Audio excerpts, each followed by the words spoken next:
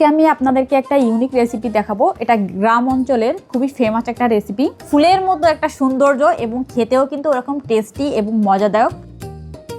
প্রথমত ফুলের ডাঁটাটাকে আমি ছিলে নিব, যে বাড়তি আঁশ আছে ডাঁটাটায় সেটা আমি দেখলাম যে কিভাবে। তারপরে ফুলের পাশে যে পাপড়ির মতো আছে চিকন চিকনগুলা ক্লিন করে নিলাম।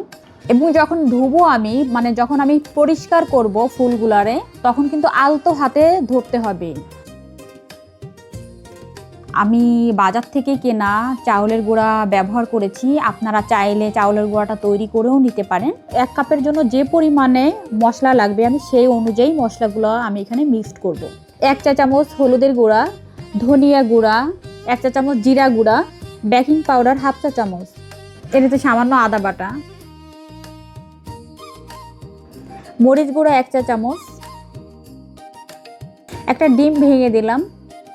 পরিমাণ মতো পানি দিব, কিন্তু পানিটা কিন্তু অল্প অল্প করে দিব, একবারে সম্পূর্ণ পানিটা দিব না। ভালোভাবে পেস্ট করে নিব।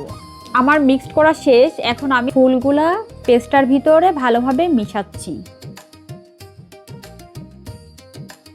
আমি একটা ফ্রাই প্যানে পর্যাপ্ত পরিমাণে তেল দিয়েছি। তেল গরম হলে এখন ফুলগুলো দিয়ে দিব এবং মিডিয়াম টু হাই ফ্লেমে আমার ভাজতে হবে। ভাজিটা দিয়ে খেয়াল রাখতে হবে যাতে কড়া না হয়ে যায়। বেশি কড়া আবার যাতে ভিতরে কাঁচা না থাকে, সেইভাবেই ভাজবো। খেয়াল রাখবেন যে একটা গায়ের সঙ্গে আরেকটা যাতে লেগে না যায়।